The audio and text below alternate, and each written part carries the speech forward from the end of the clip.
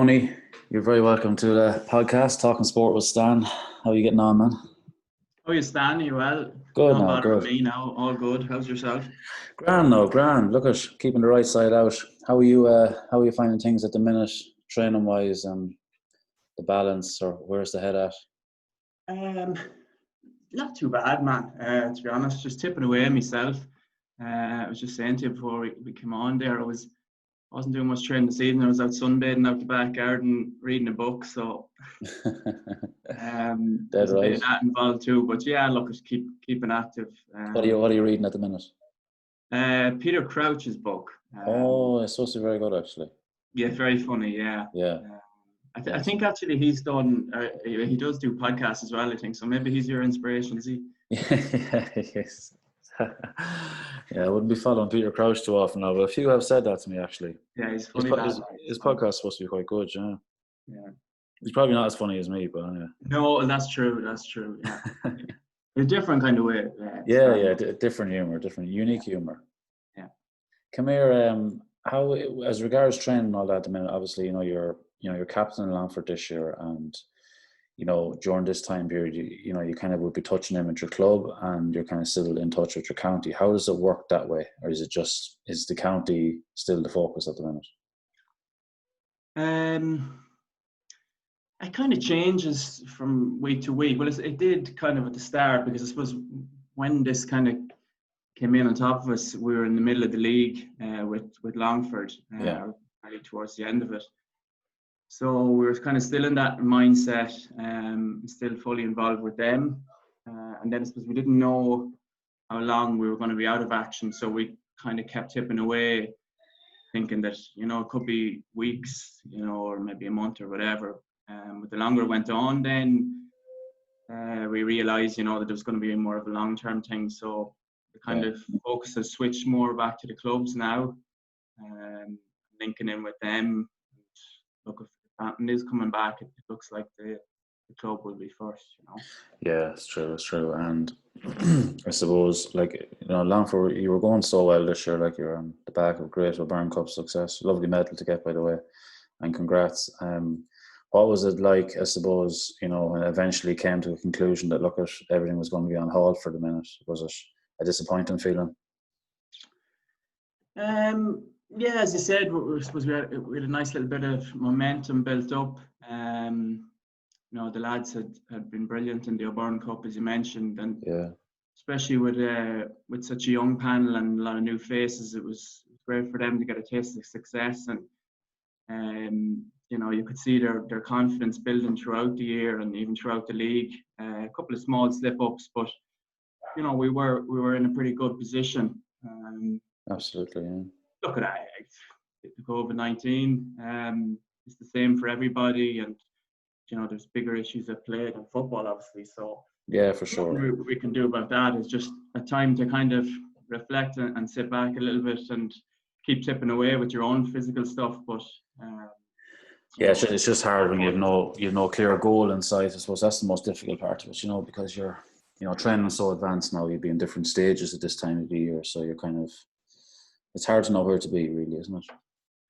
I suppose. Look, if you're thinking about it kind of scientifically, it does become difficult. But at the same time, it gives lads a chance to go out and tip away on their own and do maybe a little bit of different running that you mightn't have done in a while, just to kind of challenge yourself. And then, as well as that, just kind of working on kind of fundamental skills. I know it's difficult because obviously lads aren't really meeting up, or certainly hadn't been up to this point. So there's kind of things that you can do on your own, whether it's going back to the basics, kicking the ball up against the wall, or I'm lucky myself up here in Dublin, there's a park down there beside me, and there's goal post, so I can tip down there and not so bad. A few points or a few wides, as the case may be. But so look, it's not too bad that way. Cool. Great, Donnie. Right, just going through the accolades. Obviously, remind the days there, you have your 3 championships, Donal, your 3 Division 1 leagues, your 4 Leader Cups, the big one's the Leinster Club Championship, your intermediate championship. What year was that again, actually, the intermediate championship? 07. 07, that's right, yeah. And your Division 3 and Division 4 National League titles, which we shared together. And then the very special medal O'Byrne Cup achieved this year was actually one we would have been chasing for a while, so I'm sure it was great to get over the line finally. I suppose it's hard only when you're still involved and you're still progressing and you're still looking forward. I suppose you never really take time out to look at anything you have won to date, or would you ever reflect on it? Not really, Stan. I see there you have me down for 2010, 2011, 2013. I know, I'm I said taking a that few the days championships off wrong, you, am I? all is editing, lads. You get tiresome. Yeah, I know, rightly. I got the number right. That's the yeah, and the Slashes boys mightn't be too happy about them either. But I don't really stand too much, as you said yourself. You're when you're playing, you enjoy them obviously, and when you win them and days and the weeks around it. But once they're done. You park them and you move on to the next year. There'll be time when you're tired and grey and old and watching games from the sideline that you can reflect on them properly at that stage. Yeah, exactly. Yeah, it's just, I suppose, creating as many moments as you can. That's the goal for everyone, of course. And but look, it's so far so good. You have some you have some massive highlights there to be looking back on already, and I'm sure that's it's a lovely thing to have in the bank. And I know you don't you don't move on without recognizing that or acknowledging it too at the same time, but definitely hit the nail on the head. The goal has to be to keep pushing forward and keep trying to be as successful as you can, really, isn't it? Yeah, well, that's natural. Like, I think, like, if you're looking back too much, you subconsciously maybe get content with what you have, and I think if your mindset goes like that, then you're probably finished. You have to be hungry for more and greedy to a certain extent, and want to win as much as you can, and no more than yourself there with Killaloe. That's the big goal, is always the next year, and if you take your eye off the ball, you're going to get caught. So, for sure. Tell me about, Donie, tell me about your youth coming up, and I suppose your involvement with football, how it came about. Where was the inspiration for it? There's some lovely photos you have there, Stan. I thought it was important to get the evolution in.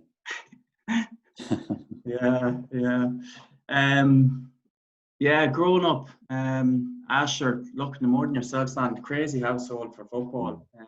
Me and you kind of knew each other from a young age in relation to the over 40s games, if you recall back. The over 40s. We've been in Pierce Park kicking points before the boys had come out. They're great old days. Yeah, the weren't you? Like, because obviously your dad and my dad and Jimmy was involved as well. That's right. Memories are we used to kick the ball around the kind of car park. I don't know. Yeah, we did. Must have been afraid to let us out on the pitch or something. Do damage to it. Well, I have a few memories of us in the goal mouth taking a few shots, though. We were probably pushing boundaries at that stage. Yeah. Well, I suppose we're never going to get away with being over 40 anyway. So no, we tried everything, but no, yeah. So, well, you might have the size of your feet. Maybe. But you first when you first moved to Longford, I suppose your family moved up, Donie. Can you take us from there? Yeah, that was about 1990, Stan. So I was only about 6 months there when we moved from Monaghan. And the most important thing probably that was put in the house was the goalposts out the back garden. So we had about 30 meters or so of green grass there, and Mum and Dad put up the goalposts, and that was like a dream for us there. At that stage, it would have been just myself and Rory and Connor. Endless evenings out there. We used to have a game called Gout, actually, we used to call it. It involved the boys giving me the football and them trying to mow me out of it. Take the legs from me. It's like old school rugby. Yeah, pretty much. Gout. So, God. unless you were quick, you were going to be going in with black and blue legs. But I actually good crack, and that's where you learn most of your skills, isn't it?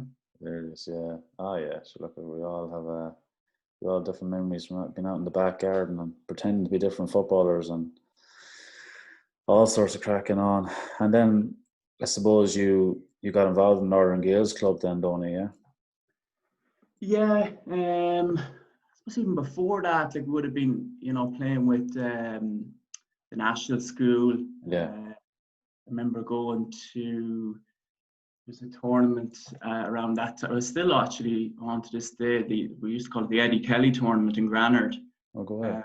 Still the local schools, so we used to go in there, and I remember that being like, it was on around this time of the year, just before the school holidays, and evenings like there has been the last few weeks, like real sun shining, and you thought there was probably about 50,000 at the games, and they were all played, straight after each other. So like there was decent enough kind of crowds at it. Yeah. And they were brilliant.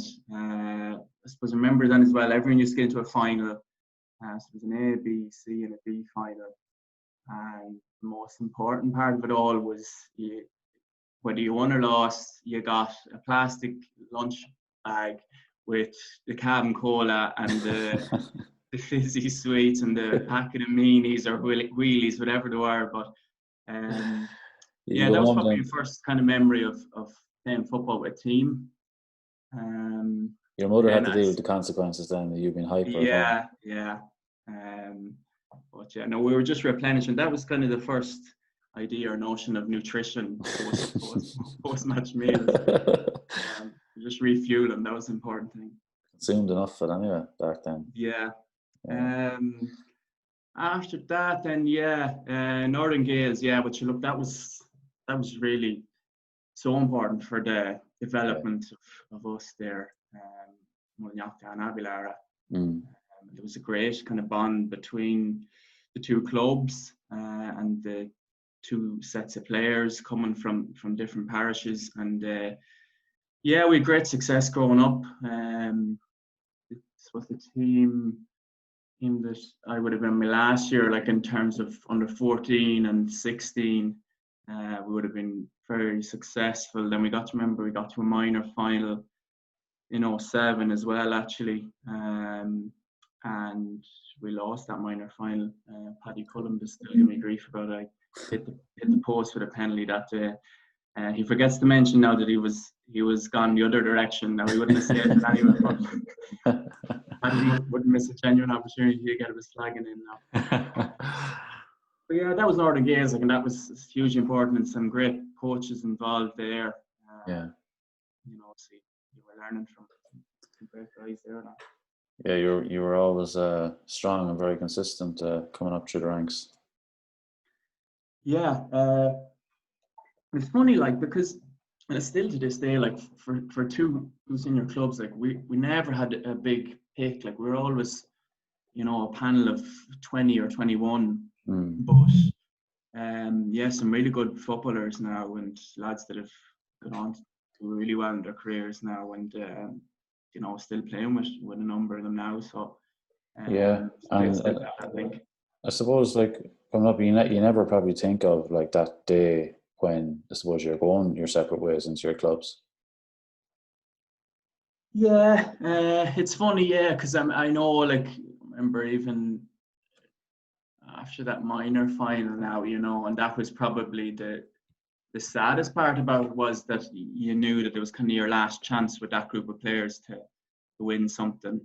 But that's the natural order of it too, So it's great to see actually now that at under 20 level that, they're joined up again. So it kind of gives an extra bit of a couple of years for lads to develop, and I think it makes sense because, the Abbey lads and Mullinalaghta lads have been playing together all the way up to minor, so it definitely makes sense to extend it into the 20 or the 21. So. Yeah, I suppose it's like there can be, I suppose it can be pros and cons to it too, but a lot of it depends on numbers. I suppose you'd have you'd have Mullinalaghta club and you'd have Abilara club probably looking at it saying, well, who's benefiting from it at the minute, who's pulling. But again, that comes down to numbers.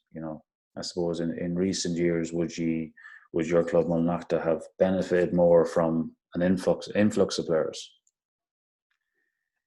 coming through Northern Gales, like? Yeah. Yeah. Well, like, we wouldn't. There's no way we wouldn't be able to field the team on our own for a start, anyway. Yeah. And Aguilar would be in the same situation. I suppose you'll have players in difficult situations. I suppose at the minute, maybe coming up through the ranks with Northern Gales, they'll probably have a decision to make then after 20. Sorry.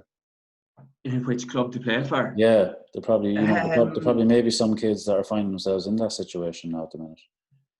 It wouldn't happen too often now, Stan. Maybe a couple of occasions, but no, generally, like they know. Fair idea, yeah. Coming up, yeah.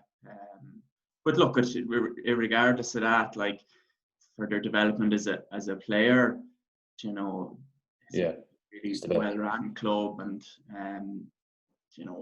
it's definitely important that stays together, and that the two clubs have a really good relationship, like they do at the minute. Yeah, cool. And Donie, who would have been your inspiration growing up through the underage ranks? Players, is this Dan? Well, anyone. That's a tricky one. Look, there was as I mentioned there, we had some really quality people involved with us. Like my dad would have been over us for a while, particularly early on under 14, and that brought us to Failures and that. Philip Smith would have been involved at various stages as well. We had Donal McElligott over us for a year or two. That's obviously involved at Longford Senior at the minute. Mickey O'Connor. And then you had just really great people in the club like David Sheridan, who would have never missed a game or a training session, no matter what age level it was. Made sure we were well looked after. So, like people like that, Stan, and you could see the time and the effort that they were putting into it, and you always wanted to repay them, and certainly I wouldn't forget what they did for me personally, coming up through the ranks. Yeah, so important, isn't it? It actually has come up on a few of the chats already, just about the voluntary effort and time that people put into it. Like, it's no joke, especially nowadays.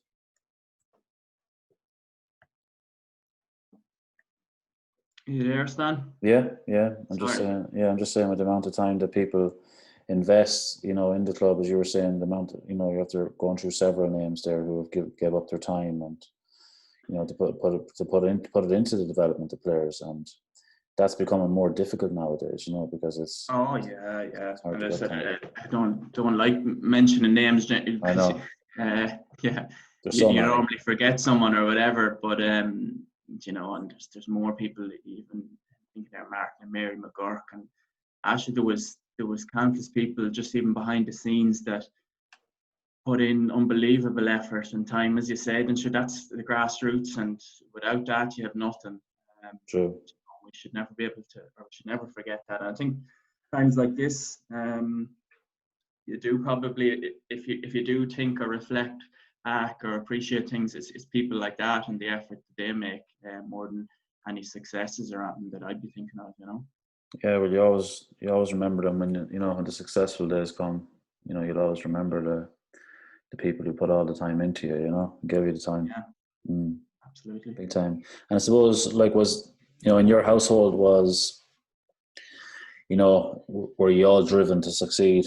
Was there competition? Was there some taking it more serious than others, or how was the dynamic? In my house? Yeah, in the dynamic, yeah.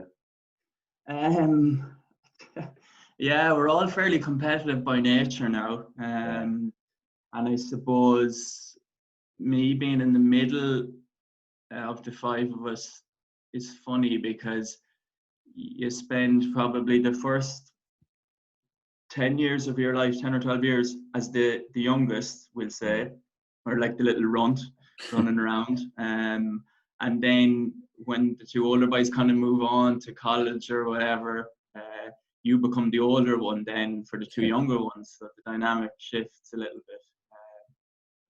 But so you have to kind of, you feel obliged to dish out some of the punishment to the younger lads that you receive. Give them a good grounding, but tradition.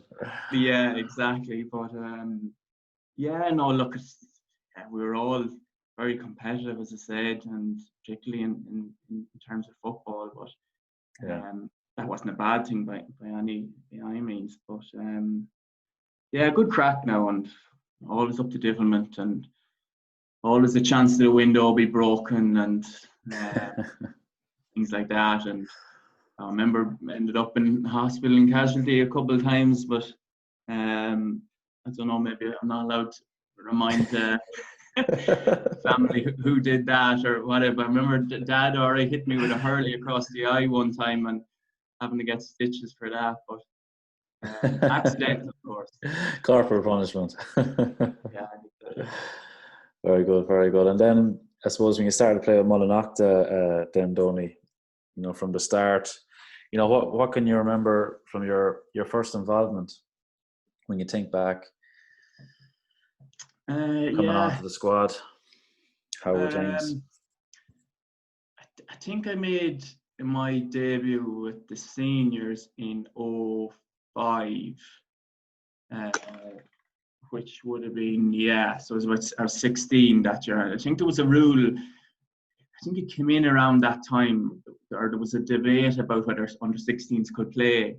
And I think, I'm not fully sure, but I think I could play the league, but I couldn't play the championship or something like that. So I don't think I played championship then until 2006. Now we were intermediate at that time. My dad was over us. So yeah, that was a big deal. We got to a county semi-final that year. Arda beat us. They went on to win it. And then, as I said to you earlier on, the following year in 2007, we won the intermediate championship.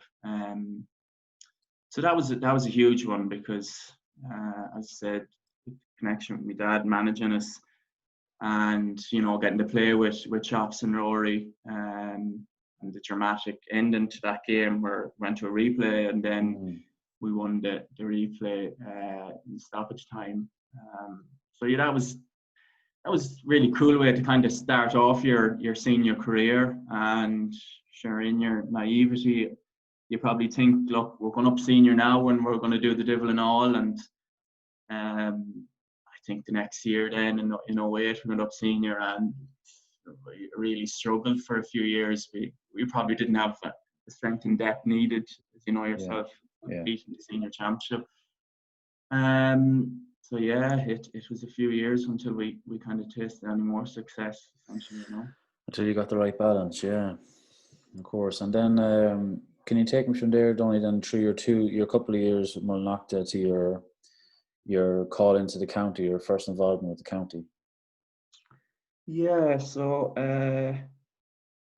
first got called in to the seniors was 2010, the winter of 2010, for the 2011 season. I think John Fay rang me.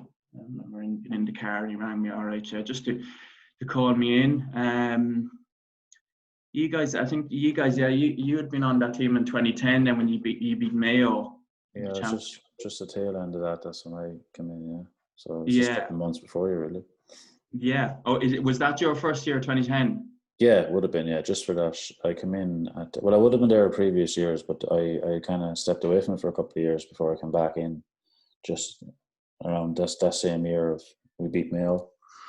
So it was really starting again from scratch from the following year, probably the year you come in. So that was it. How did you find that coming in? Was over at first? How did you find that coming in first? The whole county setup, the whole county experience. Was it one you enjoyed at the start, or was it challenging? I did start. Yeah, really, really relished it, and I suppose it would have been 21 at that stage. So probably, felt that I was ready for kind of moving into it at that stage, and had maybe cut my teeth at club level for a few years, and jumped straight in, and we had a really good setup there at the time with playing it. It was after bringing in Dave Hare. That's right, yeah. To do the S&C, and like I really loved it. We were doing stuff that I hadn't done before, but kind of youthful exuberance. You were just mopping it all up, and mad to be involved, and mad to get into the team and get playing and see what it was all about. Yeah. Yeah, it was a great setup. It was a good time to be involved now. There was a lot of good things in place and lots to learn. Lots we learned from, it pushed us all on another level, I find that time. Yeah, we had a really good, strong team. We would have had a good blend there of lads with a decent bit of experience coming through. Like there would have been a lot of the lads there that would have been on that good run in 06. And then we had a few younger lads coming in. In 2011, like we would have had myself and Martin Brady, and I think Diff was there, and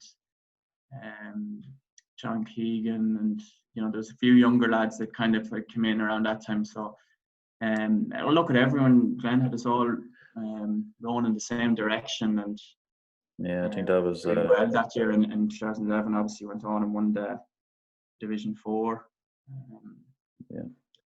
So that was a really good year, and then we built on that. Obviously going into 2012, which was probably our best year. In recent times, I'd say we went unbeaten. I think in that year in Division 3. Straight up to 2, didn't we? Yeah, it's straight 4 to 3 to 2. I don't think we came the whole way back down. That year as well, we were unlucky in the championship in 12 as well, because we beat Laois, remember, at home. Yeah. And then we played Wexford in Tullamore and drew with them. Sorry, we played them in Croke Park first and drew with them. You drew with them, replay in Tullamore. Played them in the replay down Tullamore. Scorcher over there. We should have won that day. Oh, big time, yeah. That was a tough one now. Very tough. Yeah, it was good now, yeah. And yourself physically, Donie, like over the years, even from a young age, you're always very well built. And was that something, had you started weights from a young age now, or was that something that you would have been conscious of even as a young lad? You weren't too small yourself now, Stan. No, I was a late developer compared to yourself. I don't think so, because I remember me and you being on the same program that time with Dave here. I actually found a sheet that he had done up. I found it there a couple of months ago in my room at home. Probably had a laminated. My name, your name, and do you know who the other person was on it? I'm guessing Davy Barton. Yeah. How did that end up happening? Look, we were talking about this the other day. It was insane stuff that was going on there too at times, but funny times when you look back, But as a young Donal McElliott, though, would you have been conscious of like weights from a young age? Had you when did you start weights? What age were you?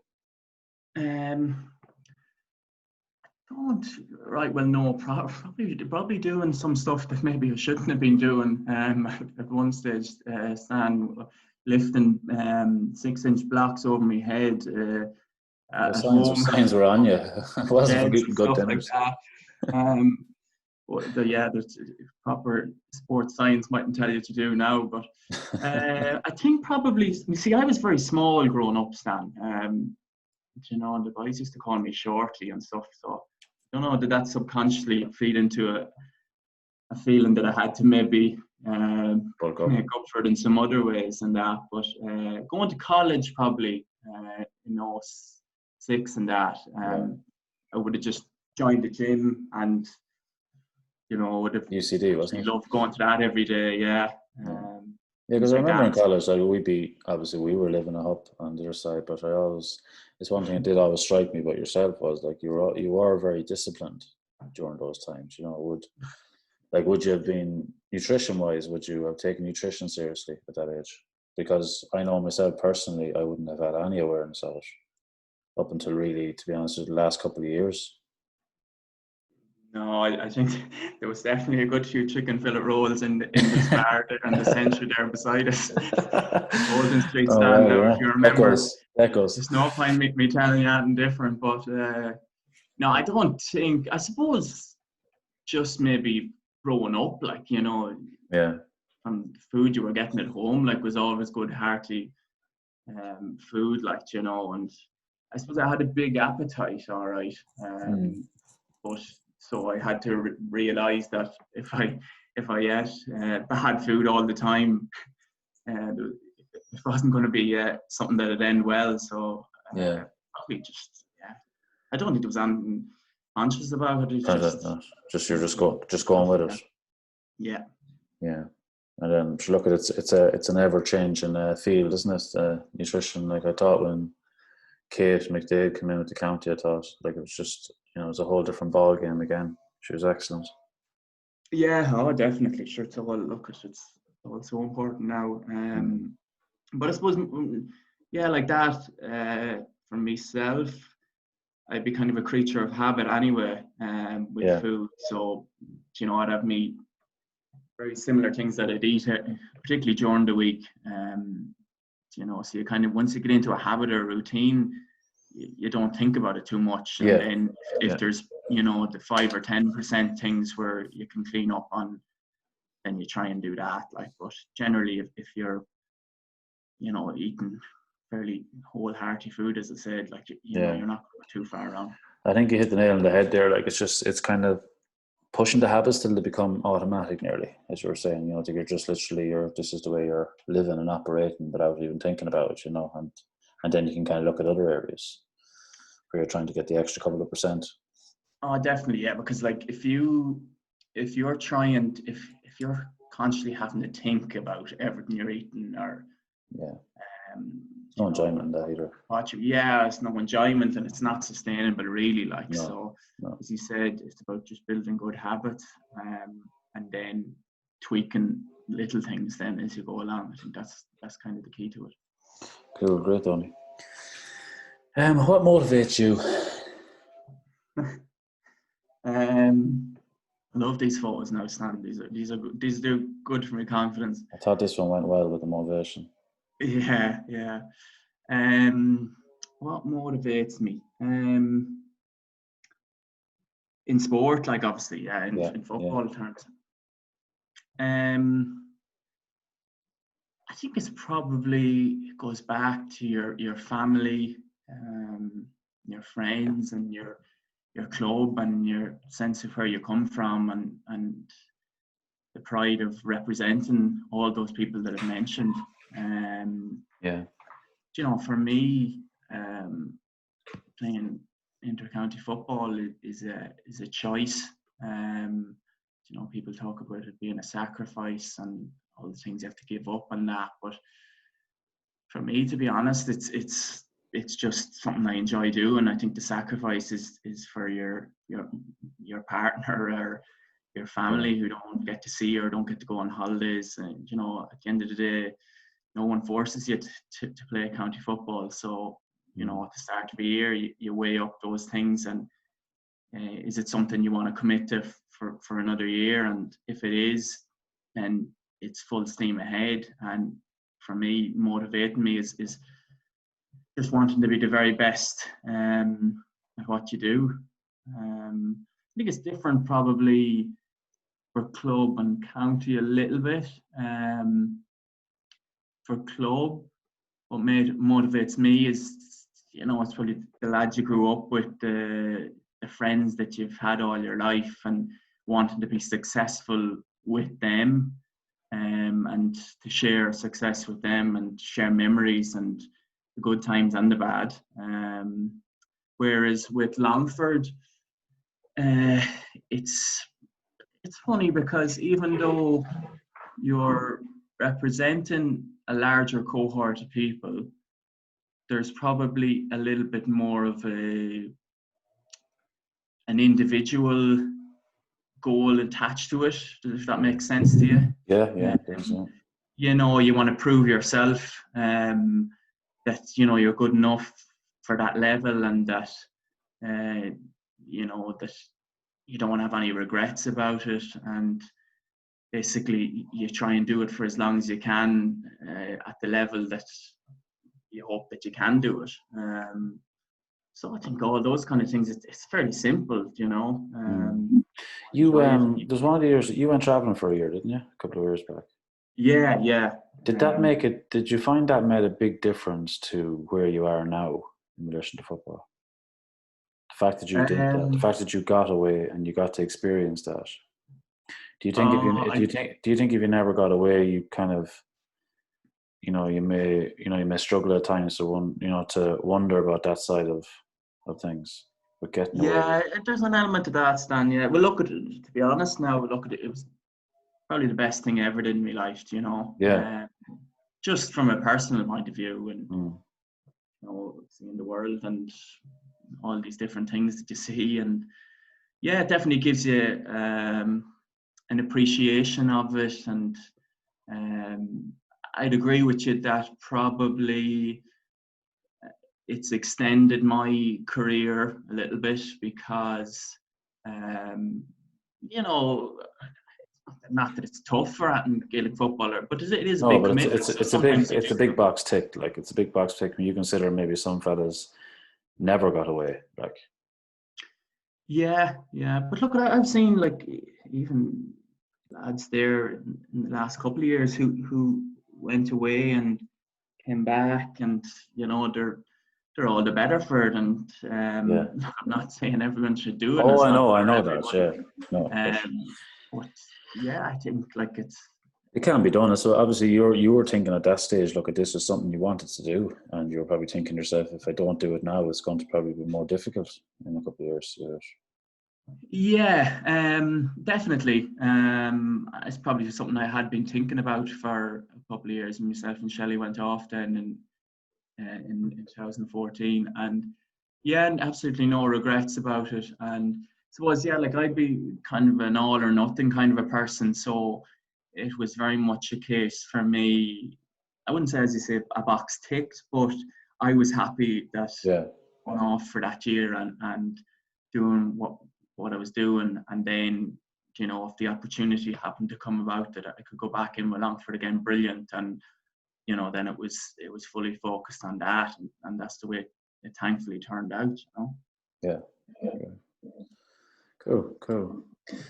Right, Donnie, we just bring you back to obviously the club and, like, the massive success you've had in the last couple of years, and, you know, being crowned off Leinster champions was such a unique experience, I'm sure, and one you'll always treasure.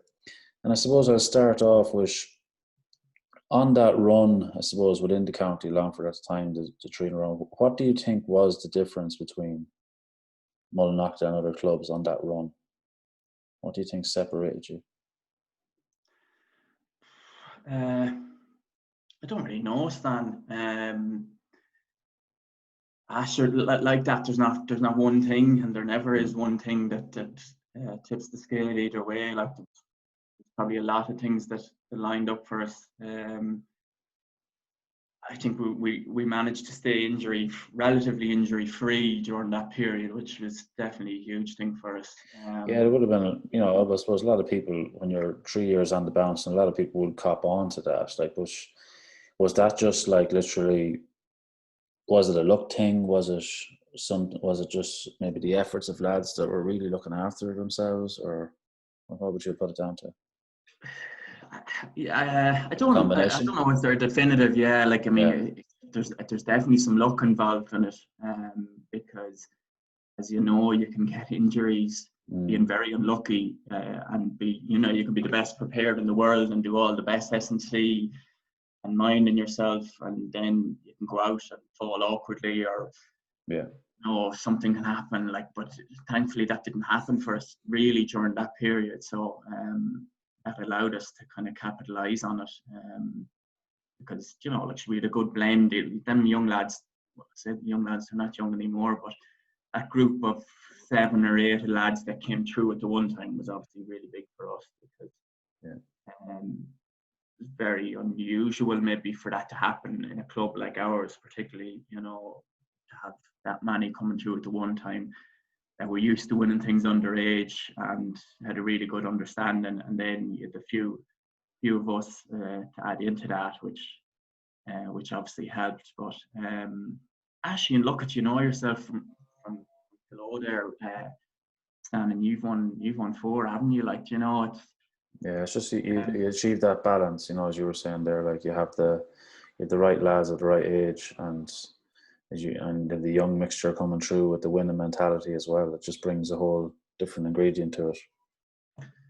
Yeah, that's it. Like it's a bit of everything, you know, and sometimes just it's your time and you have to take it, and that's it. And luckily at that time for them 3 years it happened to work out for us. But then look at, you seen what happened last year, the Columbas beating us, and then you guys going on to win. So last year was, I suppose, the first time.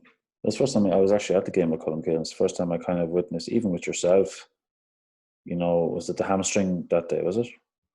Yeah, hamstring. Like it was the first time from playing with you or even playing against you, I've ever even seen you experiencing hamstring trouble. You know, it was funny, as you know, as you said there, from after going so long without, you know, some injuries and knocks, and then like you've hit the nail on the head there. You know, your hamstrings was actually, I think Gary Rogers had an injury that day as well. He seemed to pick up a knock too. Yeah, you know, it was funny just how, you know, kind of you know, it didn't help your cause, obviously. Yeah, no, definitely, yeah. You know, as I said, injuries are huge, but look at it. In saying that, like, sure, look at turn that 3 championships. Like there was a good few times where we rode our luck and in different games, and you know, there was very small margins between winning and losing. You know, I remember was it in 17, I think, where you guys, it was in the quarter final. I think, you know, you were well on top of us in just the first half of that game. You know, so look at it. It's very small margins, especially in Longford. We're so competitive. Like, I'm sure there's a good few teams there that can win on any given day and on any given year. So, you just have to kind of ride your luck and take your chance, hopefully, when you get it. Yeah, it's in a good place, the Longford Championship. Like, it's very competitive. That's great, it's definitely, I think it benefits, you know, as you're saying, when you're pushing into Leinster as well, it does benefit you, because, you know, it's a very tough championship to come through. You know, it is, it is. Like, and as I said, we definitely had a few close scrapes now during that period. But I think that's the good thing, as said, and hopefully it stands Longford teams in good stead when they go on to Leinster. Then look at you, there's other factors at play then, but whoever does win the Longford Championship, you know, particularly in the last few years, you know that, you know, you're after earning it, and you know, you can give Leinster a good crack or whatever. Yeah, and then as you said, Leinster, like, what a journey and what a finish for you. And I suppose you know, you're coming from in your county, we're all so competitive. You know, we're all trying to beat each other, and then you move into the Leinster stage. And how did you find Longford getting behind you? How did you find that support? Was it overwhelming? Were you surprised by it? You probably do be a bit surprised with it, because, as you say, like, you're so competitive by nature within your own club that if you're beaten and someone else goes on to win, you know, the county championship, you know, at times it can be a struggle to row in behind it, because naturally, it's natural enough, you know, as a sports person, you're competitive like that. But I think as it rolled on like that year, particularly, you know, leading into the Leinster final or whatever, you could definitely sense that people had taken the team on as the representation from Longford, and you could definitely sense that, and it was hugely important. And it's getting over the line, you know, on the Leinster final day. Yeah, it was fantastic sport out there, wasn't there? Oh, without a doubt, yeah. I think, you know, sure, that's been said, like, about the roar from the crowd, like, you know, at various stages during that game, and you could definitely sense that it was a lot more than just the people from Mullinalaghta, like that. There's people from Longford and further afield that I think, look, at the underdog thing came into it as well, and you know, a lot of people were kind of behind that side of it as well, but it was definitely appreciated by us at the time. True. And where do you think it all changed from Mullinalaghta? Would you put it down to any one particular thing? Which, like, so, like, just what got us over the line, kind of thing? Yeah, from you know, from the moment, like you mentioned earlier on, the young lads coming through, but would you put it down to that, just at the right balance, or would you put it down to maybe management coming in at certain points, getting the right setup in place? Was it a combination of a lot of things, or? Oh, it's definitely a combination of all the above, Stan. Yeah, like, I mean, it was probably, you know, a really natural progression of the team. As I said, like, he had beaten us in the 2014 final, you know, so we kind of got to that stage, and you know, he had kind of beaten us fairly well that day, and we, you know, you kind of realise, look, we need to step it on a bit more and do a bit more and whatnot. And I said, then Mickey Graham came in with Don Lennon and Paddy Brady at the start of 2016, and you know, we really gelled with them, and you know, yeah, as I said, they all brought a whole new dimension to it as well, I'm sure. Exactly, you know, brought a nice freshness to it, and you know. Was there a ruthlessness, as in, like, you know, new management coming in? Was there a sort of, right, let's draw a line here now and get serious with this?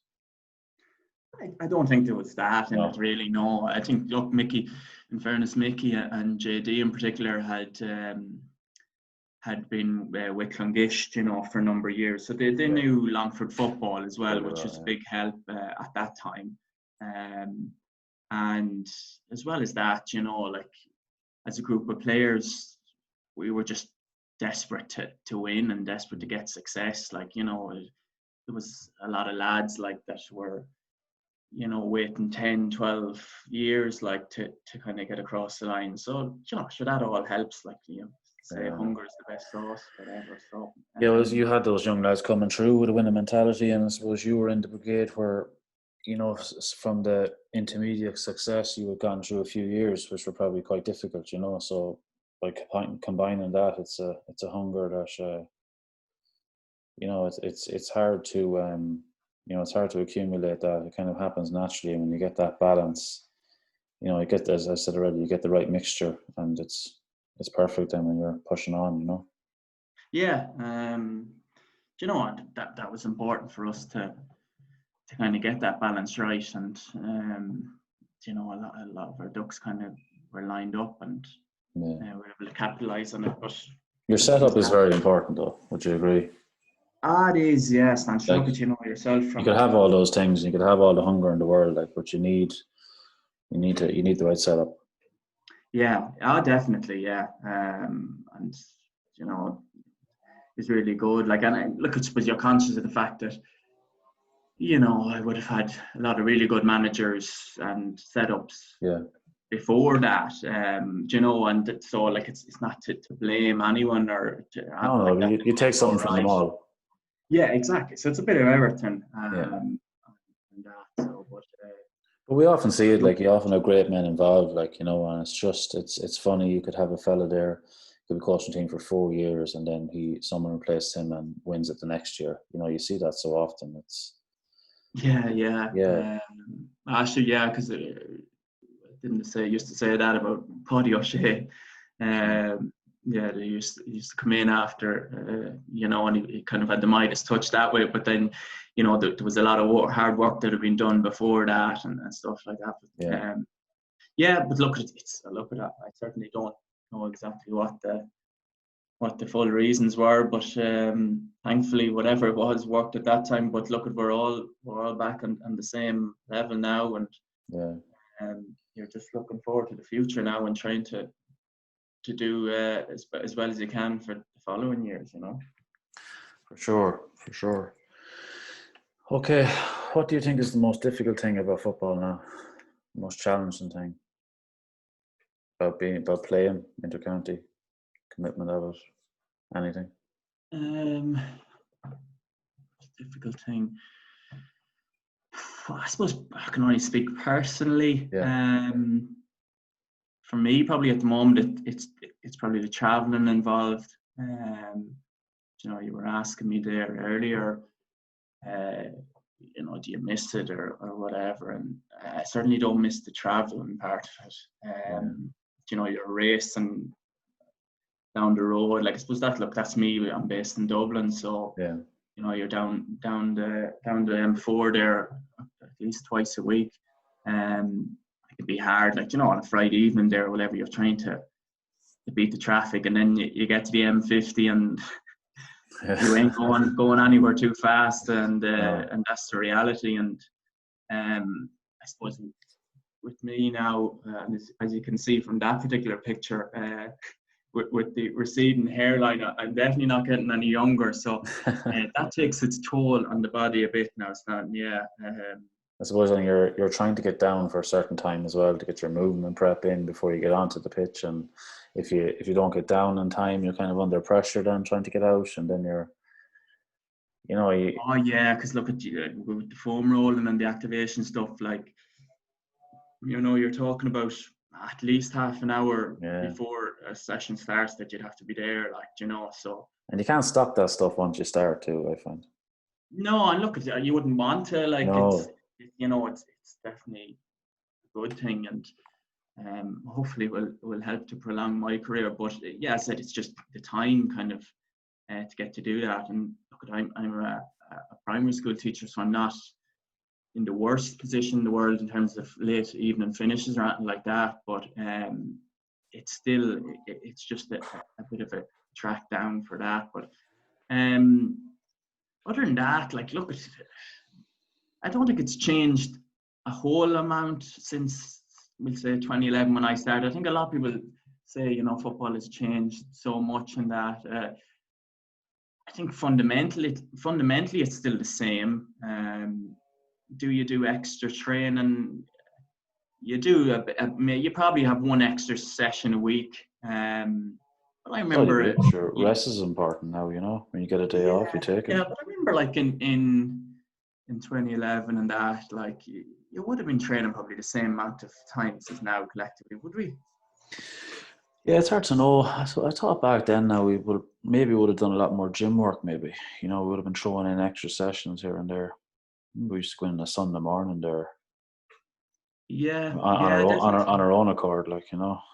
Yeah. I suppose it's more seems to be more regulated now. I suppose, you know, you have it's more concise maybe, but as it's training's probably more demanding because intensity wise. So when those rest days come up, I just found in later years there, whenever an off day came, or, you know, rather than going to a gym or doing anything else, I just took it off. I benefited more from that. Oh yeah, which a rest is a huge thing. And even active rest is I say now, like, whether it's going to the pool or flushing out the legs there on the bike, or light jog, or, you know, 15 minutes foam rolling, or activation work. Like, I know myself there, like, I jump on the foam roller there and loosen out, like, because I'd be tight now after a heavy session now, and you do need to do that now, all right. But I don't know whether that's more of an age thing with me, or... Do you find it harder to recover now? Do you find actually you need more of that now than, say, you would have? There's an element to that, Stan. Yeah, like, like, I mean, again, it could be linked a little bit to the travel, and it's hard to know. Like, my knees would be throbbing there now after a heavy session, particularly coming into the summer months there, where the ground is getting hard and that, you know. The problem with the knee there, what is it, tendonitis, is it? Yeah, just... very hard thing to shake. It is, isn't it? Yeah. Now, in fairness, you just need to kind of do the work on it. And Yeah, but it's hard when you're in the thick of it to get time to do it, because you're kind of going from, you're probably rehabbing, playing, training, back to rehab. You would actually want a couple of months to get it right. Yeah, and probably rest, but that's not really an option too often. But and come here, in your run, Donnie, like with the 3 in a row and the Leinster Success, like throughout that period, at any point, did you find it tough to keep it all going? Like obviously you were riding the wave of the club, but as regards the county, did you find the transitions hard at times? Between club and county? Yeah, moving from one to the other. When your years were so long, you were getting so much success because you had a few runs in Leinster before you actually won it. Did you find it hard to go straight from the club to the county? Had you sufficient rest, sufficient break away from it?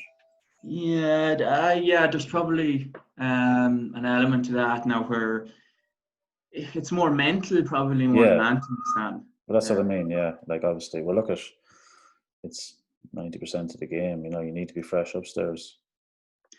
Yeah, but I'd say, look at just speaking for myself, like the managers that were involved during that period, like we say, whether it was Dennis or Podgy now, like they're accommodating, clued in, like they know the story, and they know that if you need a few weeks of a rest or whatever it is, you need to get some niggle cleared up in order for you to be as close as to your best later in the year when it's important. Then they're accommodating like that, so there's no issues there. But it's just, I suppose, for your own head to kind of bring it back down and then get ready to fire it back up again. I think that can be a bit of a challenge, but we all need to reset at different points, that's important, definitely. But look, once you get going then and you get the buzz back, and as I said, when it comes into this time of year and you have them long sunny summer evenings, there's no bother getting psyched up for them ones. So it's hard this time of the year now, and it's really picking up, and it's all you want to do is get out and play ball. Yeah. So, cool. What do you put down as your greatest achievement to date in your sporting career? Greatest achievement. It's hard. I'm useless at answering these questions for you, Stan, because I'd have to laugh now. At home, did be always slagging me for sitting on the fence for these kind of questions. Well, if I knew you were going to sit on the fence, I wouldn't have got you on here at all. But I suppose greatest achievement today, I wouldn't even, like, the Leinster is probably an obvious one, but in terms of one that gave me the most satisfaction, I'd probably go back to the first county final in 2016. I tell you why, because I suppose with that we've been waiting for so long for that, and that was your kind of ultimate goal.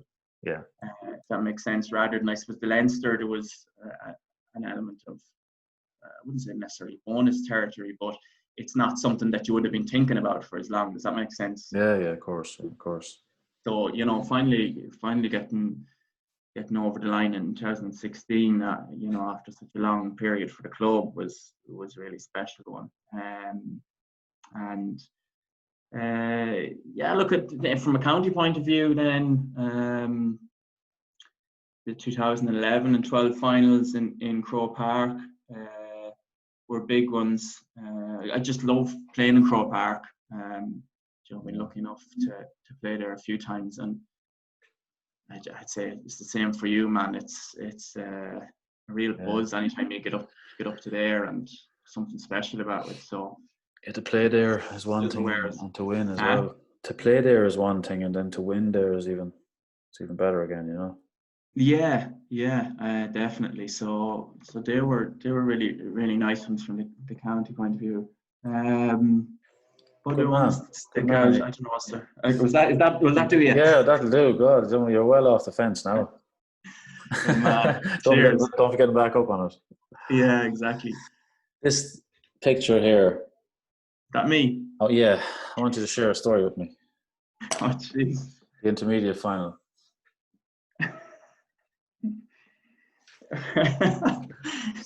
Talk me through it. Talk me through it. I have a vague memory in my head of seeing footage of this, I think. Did you? Years back, yeah. What was Ronaldo doing at the intermediate I final? don't know what he was doing. Go on, talk me through it. Was it me taking off my top at the end of the game, is it? Yeah. After look at it. See, I don't know if you remember the game or whatever, but I think I do. Was it a draw? You were playing Keena, were you? We were playing Keena, yeah. Yeah. Was it a draw? Going into the last couple of minutes? It was, yeah, it is. So obviously we drew the first game, and then the replay, and we were up by a bit anyway, and then I think we were up by a point, and then in the last minute of normal time they got a goal. Gary Murphy, who was playing with Keane at the time, he scored the goal, and he took off his top and was running around with his top off. I don't know if you remember that part. I do. So that was probably to give it its full context. And then look, Barry Rogers in goals at the time, and quick thinking, he got the ball down and got the ball. We got the ball out to the middle of the field, and it broke, and we went up, and Chops got in the end of the move and finished it to the net. So it was kind of like a roller coaster of emotions, to be honest, from going from thinking you won it to thinking you were maybe going to lose it to then actually winning it again. So it's all over the shop. Yeah, then a minute later, whatever, the final whistle blew, and you got the same. Was it kind of subconsciously in my head that I'd seen Gary Murphy taking off the top then, but final whistle had definitely gone when I did it, and wasn't more to it, I'm afraid, than that. Were you looking for more of a? No, very good. I remember, I don't know where I'd seen the footage actually. Was it up in Dublin or something, or someone had a copy of it? But I think at that time, now, in fairness, mad few minutes. Around that time, it was nearly par for the course that after a match, particularly if it was a sunny evening game, everyone used to take off the top after the game. I wasn't familiar with that. I'm sure you were guilty of it a few times, Dan. I don't think so, no. I don't think so. I'll go around out a picture here. We'll put it down to emotion. Yeah, definitely. Fair play for sharing. Right, Donal, any other hobbies outside of football? Stand-up comedy, Stan, as you know yourself. Are you working on it? Yeah, I am, yeah. So the day when the day comes you have to hang up the boots, what have you? Are you a golfer? Yeah, well, I do like playing golf. I definitely don't get out as much as I'd like to. So just a couple of it. I go out with Shane Riley there, a lad from Mullinalaghta. Go out with him usually a few times a year, or go out with Gary Rogers there. But unfortunately, we haven't been able to get out now this year yet. Hopefully now, if the restrictions lift a little bit, we can get back on the golf course. But yeah, just I'd like to do a bit of that. I like all sports, or most sports anyway, Stan. Rugby, soccer, not so much. I'd watch highlights of a game. I find it hard to watch a full game now, to be honest. That kind of thing, reading books. I've started playing the ukulele now. Good man. You learned any songs yet? I have a couple of ones, Stan. So you'll have to come out to Kyo's pub there now some Sunday evening when I'm jamming. So we'll throw you out a few pints there. I'll keep an eye out for the advertisement. It's been a while since I was over in Kyo's. Yeah. You'll be all right. You won't be asked for ID going in there anyway. That's if we get in anymore now. Well, sure, that's it. No. Yeah, you'll be playing outside. Yeah, maybe. Good stuff, Donie. Good stuff. Okay, you're on the spots. Which of the McElligotts is the hardest to discipline? Well, thankfully, I have no issue with that one now. I definitely can get down off the fence, and that's Aidan. I think you knew the answer to that one as well, Stan. I did. Well, I wasn't sure now. Yeah, if it came to a push, I probably would have said that. Yeah, even though Yeah. Ed might have something different to say about Yeah, he probably said chops, but it. no, And I'd so on. say it now it has taken over that mantle now in the last few years. Good man, good man. Very direct answer. Yeah. Your second one. What is the best prank you have played on a teammate? Because you are full time at it. Jeez, I don't know who told you that, huh? No, I probably nearly fell victim to it a few times. Did you? Oh, I don't know. A few Well, you dodgy phone see, calls. yeah, you see, that's the thing, Stan. Like, I get blamed for a lot of these phone calls, prank phone calls that be going round. But Maybe it's that sarcastic grin you'd have in your head going, God, I wonder who'd be at that. Who'd be ringing it? yeah, I like to stir in the pot from a distance, and then let it spark off between two other lads. There's a skill involved in that, Stan. For sure. Don't I know well. It's the best part. I don't know, like, if to be honest, this is the best forum for sharing some of them pranks, as you know, Stan. Not to worry. I thought Some of them are better kept unsaid. Fair enough. Fair enough. I won't push you. No. Donal, thanks a million. I really enjoyed that. Yeah, no bother, Stan. Look, fair play to you for starting this up. Actually, we're born to pick with you actually about it because I was collecting Shelley from work the other day, and she got into the car and she said, Sean McCormick's he started a new podcast, and I was like, oh, very good. What's it about or who's on it? And she said, it seems to be retired Longford footballers. And the next day I get a text from you saying, any chance you come onto the podcast? So I was like, this becker's now consigning me to the scrap heap of Longford footballers. But Shelley, she should have read the description now before she said that. Yeah, I know. Yeah, well, I actually seen that after you had Shane and Oren Kenny on, so they're a lot younger than me, so yeah. But hardly retired them either just yet. But. Yeah, had a good chat with them lads, and I suppose you're in there at the minute now, and you're kind of with a new crop of Longford players again, and like they're great young lads coming through and keeping the thing going. Yeah, Asher, they're brilliant, Stan. Yeah, and great attitude as well. Yeah, and full of confidence and self-belief and all the good things that you want. So, unfortunately, we probably don't have enough of that in Longford at times. So yeah, belief is massive though. I think it's like, if we can just get pride back in the jersey again. Like this year was going so well, and it was great to see so many young lads driven and wanting to play for Longford and wanting to do their best for the county, and you can't ask for much more. Yeah. I remember. I don't know if you remember that quote I said a couple of years ago, where it's not the mountains ahead that wear you down; it's the pebble in your shoe. Do you remember that one? For sure, I do. Yeah. I think, look at it, as you said, in Longford, it's sometimes our own limitations that hold us back rather than anything else that's out there that's too scary. So it's great to see them lads coming through, and hopefully they're the backbone of that Longford team for years to come. Oh, true. Look, and it's also important, don't you? There's great men like yourself still involved as well, and leading the way, because that's very important. And look, I want to wish you and Shelley all the best going forward, and with your footballing career as well, buddy. I wish you all the best, and look, we'll be chatting to you soon, and I really appreciate you taking the time out and being so open and honest as well. So it's always good to have a chat with you anyway. So I really appreciate it. No problem at all, Stan. Do you mind if I just mention? Oh yeah, sorry. You have a special event coming up on Sunday, isn't that right? Yeah, on Sunday there, the 14th. So it's a fundraiser we're doing there in the club for the LARCC Cancer Support Sanctuary. So great cause. They're doing tremendous work. Yeah. And what's entailed? There, so. What's entailed? Sorry? What's entailed? Yeah, so like my mother-in-law used to work there. She was telling me that the great work that they do. So in this cancer support sanctuary there in LARCC. So they're very reliant on fundraising. So we're running a bit of a campaign there at the minute. So on Sunday we're going for a walk or a run around the parish for anyone from Mullinalaghta and anyone outside it. You can go for a walk and run and donate through the Facebook page.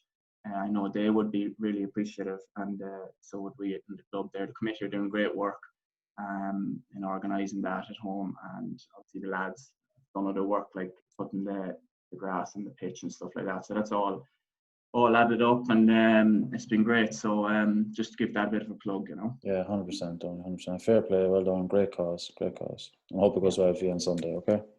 Thanks, Dan, and all the best with this going forward, all right? Thanks a million, Donnie. Thank you. Cheers, man.